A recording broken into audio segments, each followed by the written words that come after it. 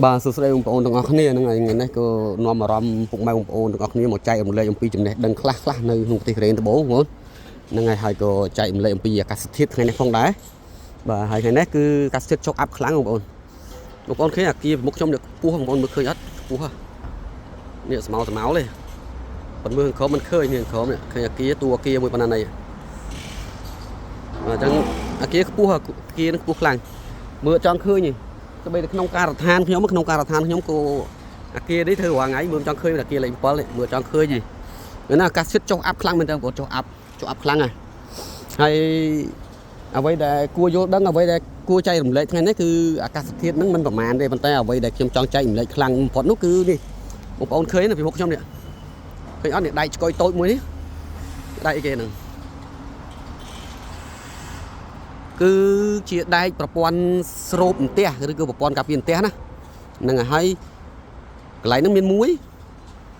នៅលើដបkiaនេះមាន3ទៀតនេះអានេះគឺជាចំណតរថភ្លើងភាសាខ្មែរគេហៅចំណតរថភ្លើងណាហើយភាសាកូរ៉េគេហៅថាយ៉ក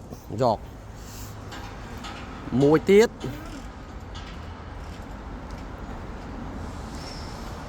នេះមួយទៀត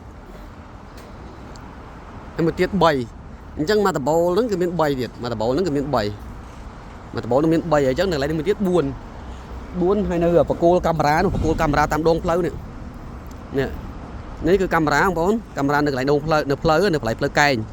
ហើយកាមេរ៉ាហ្នឹងគឺជាកាមេរ៉ា live ផ្ទាល់យើងអាចមើលនៅតាមកម្មវិធី Google Map ឬក៏កាកៅ Map បានហ្នឹងហើយគឺនៅបកគោលហ្នឹងគឺមានប្រព័ន្ធស្រូបផ្ទះមួយដែរបងប្អូនណាប្រព័ន្ធការពារផ្ទះមួយដែរអានេះជាចំណុចរសើបខ្លាំងដែលគួរតែចែករំលែកទៅឲ្យរដ្ឋាភិបាលក៏ដូចជាមន្ត្រីដែលពាក់ព័ន្ធនៅក្នុងប្រទេសកម្ពុជាយើងបានឃើញដែរចឹងបងប្អូនហេតុអីបានចង់ចែករំលែកដោយសារតែវីដេអូនេះវាមានសារៈសំខាន់ត្រង់ណាដោយសារតែប្រទេសកូរ៉េតាំងពីខ្ញុំមកនៅកូរ៉េ8ឆ្នាំហើយ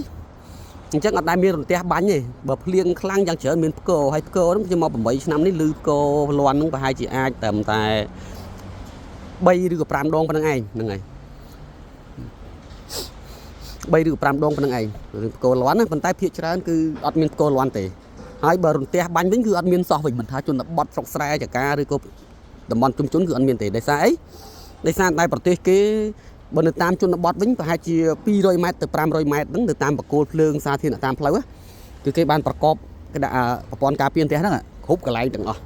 ហ្នឹងហើយគ្រប់កន្លែងទាំងអស់ហើយជាពិសេសនៅលើកំពូលភ្នំតំបន់ដាច់ស្រយាលឬក្នុងក្រុងក្បែរក្រុងហ្នឹងគឺច្រើនគឺមានប្រព័ន្ធការពារផ្ទះហ្នឹងហើយគឺរដ្ឋាភិបាលគេធ្វើអញ្ចឹងហ្មងដើម្បីការពារកុំឲ្យមានរន្ទះបាញ់ទៅដល់សត្វព្រៃសត្វស្រុកឬក៏មនុស្សឬក៏ប្រជាពលរដ្ឋគេអញ្ចឹងបើរដ្ឋាភិបាលខ្មែរចង់ថែរក្សាសុខភាពរបស់ប្រជាពលរដ្ឋនៅក្នុងស្រុកក្នុងប្រទេសរបស់ខ្លួនមន្ត្រីពាក់ព័ន្ធនិងរដ្ឋាភិបាលគួរតែដំឡើងប្រព័ន្ធការពាររន្ទះនៅតាមគ្រប់តំបន់ដែលប្រជាពលរដ្ឋរស់នៅហ្នឹងហើយមិនថាតំបន់ព្រៃភ្នំក្នុងព្រៃដាច់ស្រយាលឬក៏នៅតំបន់ប្រជុំជនទេជាពិសេសនៅតំបន់ស្រុកស្រែចម្ការតាមតំបន់ប្រជុំជនមួយចំនួនហ្នឹងឃើញរន្ទះបាញ់ងាប់គោក្របីឬក៏ស្លាប់មនុស្សច្រើនអ្នកជាច្រើនលើកច្រើនសារកន្លងមកហើយអញ្ចឹងវីដេអូនេះគឺមានចំណុចសំខាន់ល្អសម្រាប់បទពិសោធន៍ក៏ដូចជាចំណេះដឹងល្អសម្រាប់រដ្ឋាភិបាលនិងក្រសួងឬក៏មន្ត្រីដែលពាក់ព័ន្ធនៅក្នុងប្រទេសកម្ពុជាទាំងមូលតែម្ដងហ្នឹងហើយវីដេអូនេះគឺចែករំលែកទៅដល់ពុកម៉ែបងប្អូនគ្រប់ស្រទាប់វណ្ណៈដែលរស់នៅក្នុងប្រទេសកម្ពុជាក្តីនិងក្រៅប្រទេសក្តី